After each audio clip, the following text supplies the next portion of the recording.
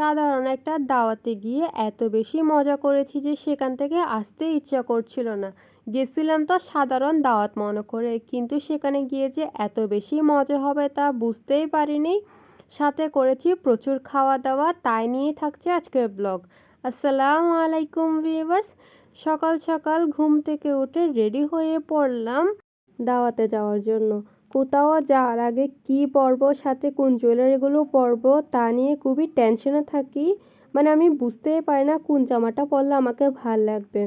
অবশেষে প্রচুর যুদ্ধ করার পর এই জামাটা সিলেক্ট করি এবং রেডি হয়ে পড়ি। সবাই রেডি শেডি হয়ে বাইরে দাঁড়িয়েছিলাম গাড়ির জন্য, আর অপেক্ষা করছিলাম কখন গাড়ি আসবে। কিছুক্ষণ পরে গাড়ি চলে আসলো, তাই আমরা সবাই এক এক করে গাড়িতে উঠে পড়লাম।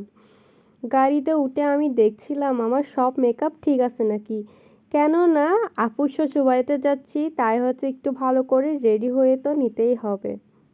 দাওয়াতে যাওয়ার আগে আমি জানতামই না যে সেখানে কিসের জন্য যাওয়া হচ্ছে। আমাকে তো শুধুমাত্র বলছে এখানে যাব, তাই আমি রেডি হয়ে বেরিয়ে পড়লাম সেখানে যাওয়ার জন্য।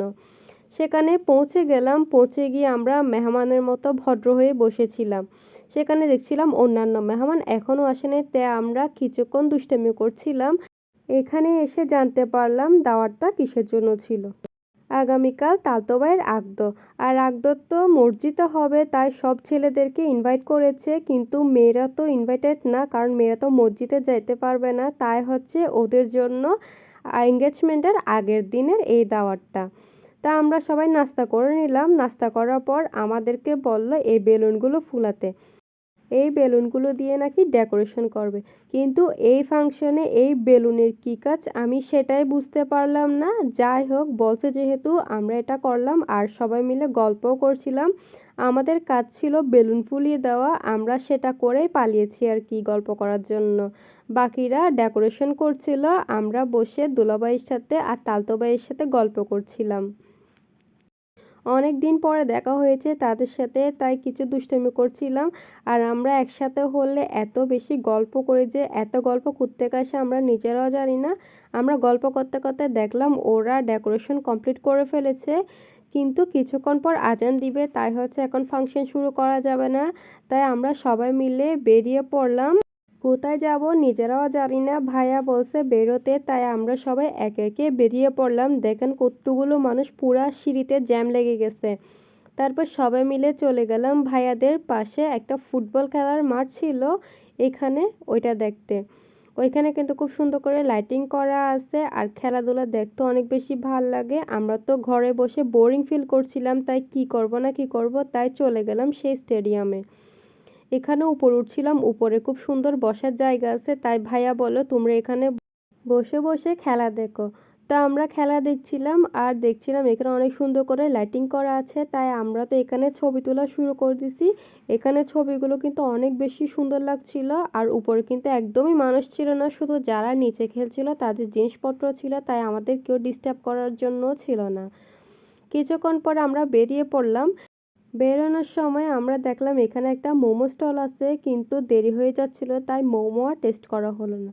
তারপর বাসায় এসে দেখি ওরা কী সব করছিল, এগুলো হচ্ছে সাজাচ্ছিল, আর কলসির মধ্যে চাল ঢুকিয়ে দিচ্ছিল, আর উপর দিয়ে আম পাতা দিচ্ছিল। এরকম ডালা আমি অনেকবার দেখেছি বিয়েতে, কিন্তু কলসির ভিতর যে চাল দেয় তা আজকে প্রথম জানলাম। আর অনেক বেশি ভালো লাগছিল এটা দেখতে।